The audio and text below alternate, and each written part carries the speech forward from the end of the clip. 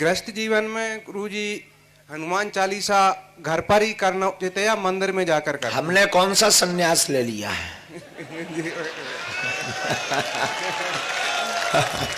मतलब अभी गृहस्थी भी नहीं है। हम आपको बता रहे हैं कि खूब पढ़ सकते हैं पवित्र समय में, पवित्र भाव से। हनुमान जी केवल सन्यासियों के थोड़ी है। अच्छा, राम जी क्या थे? क्या थे? जिनकी वो सेवा में थे वो एक तो भगवान थे, लेकिन वो भी गृहस्थी थे जी। तो पढ़ सकते हो, कोई दिक्कत नहीं, नो प्रॉब्लम। गुरु ही आशीर्वाद दे रहे कि लेने आए? आशीर्वाद प्रदान करें। खुश रहो भाई। आशीर्वाद भर कहा, ये नहीं कहा कि दे रहे कि ले रहे, तो हम टेंशन में आ गए। चलो माताओं में पुनः पीछे जो है वो बच्ची है, भेज दीजिए ये बीच वाली बच्ची के पास माइक। हाँ देते जाइए, ऐसे ऐसे पहुंच जाएगा। अब ये जो बालक खड़ा इसके पास, जाकट वाले के पास तब तक पहुंचा दीजिए, ये बीच वाली बच्ची के पास। जो बहन जी अभी बरसाने वाली हैं, हम यही कहेंगे कि आप घर पर रहिएगा। और बहुत अच्छा भाव है, संतों की शीत प्रसादी और खूब कथा सुनिए। बहन हमें बहुत प्रसन्नता हुई आपसे बात करके जी। जय श्री राम गुरुजी। जय सिया राम। गुरुजी सबसे पहले तो मैं यही बोलूंगी कि धन्य हो गई मैं कि मुझे आपके दर्शन हो गए। मैं YouTube पे सारे दिन आपको सुनती थी और सिर्फ ड्रीम ही देखा था, सपना ही देखा था कि कभी आपको देखूंगी और आपसे बात करूंगी, और ये हो पा रहा है। ये सोच के मैं इस बात से विश्वास कर रही हूँ कि ईश्वर है और जिस उससे जो मांगो वो मिल जाता है। ये मेरी बहन थी जिसने अभी आपसे बात की, और बस इसी के लिए मैं आई थी। और इस भीड़ को देख के बिल्कुल विश्वास नहीं हो रहा था कि सच में हम आपसे बात कर पाएंगे, पर मतलब मैं अंदर से इतनी आनंदित हूँ। और मेरा बस एक ही क्वेश्चन है आपसे कि मैं कहीं जाती हूँ तो मुझे लगता है केवल दर्शन मात्र से धन्य हो जाते हैं। अगर भीड़ में हम आगे तक नहीं पहुँच पाए तो क्या दूर से भी भगवान हमें देख लेते हैं? कई बार होता है कि हमें लगता है अगर हमसे वहीं हम अगर आ जाते और अगर हम वहाँ पीछे खड़े होते और आपसे बात नहीं हो पाती तो भी हो जाता है ना कि ईश्वर हमें सुन लेते। आप शास्त्रोक्त उत्तर चाहती हैं या लोकाचार का? जो उचित हो। दोनों सुनिए।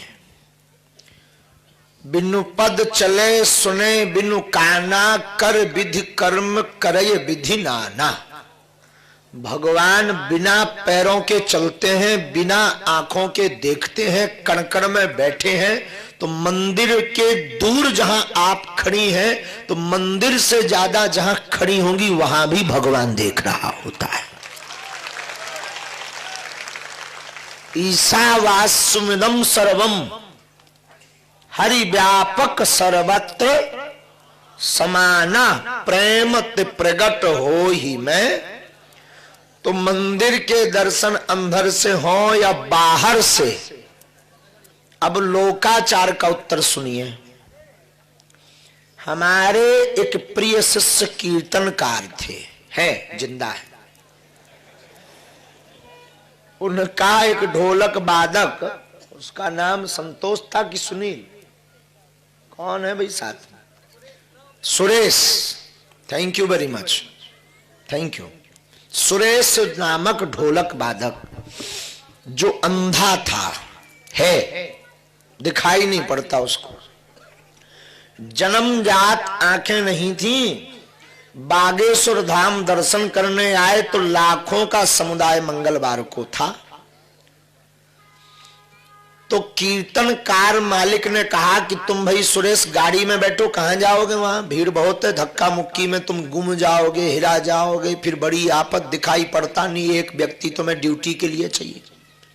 हम लोग दर्शन करके आएंगे, प्रसाद लाएंगे, ले लेना। तुम्हें दिखाई तो देता नहीं, तुम क्या देखोगे मंदिर कैसा है कि बालाजी कैसे? उसने कहा सरकार माफ कीजिएगा मालिक, हम तो चलेंगे। तो कीर्तन के जो सरदार थे उन्होंने कहा नहीं नहीं नहीं, दादा कहलाते थे। नहीं नहीं नहीं, तुझे नहीं जाना, बैठ। बोले माफ करो हम जाएंगे। नहीं माना, क्या करेगा जाकर? उसने बहुत करोड़ों का जवाब दिया। बोले दादा, हम मानते हैं कि जन्मजात हमारी आंखें नहीं है, हमें दिखाई नहीं देता।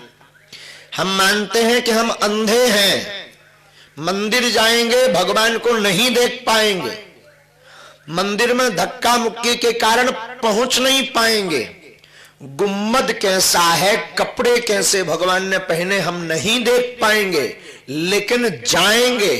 तो दादा ने कहा क्यों? बोले हम देख पाए ना देख पाए पर भगवान तो हमको देख लेगा।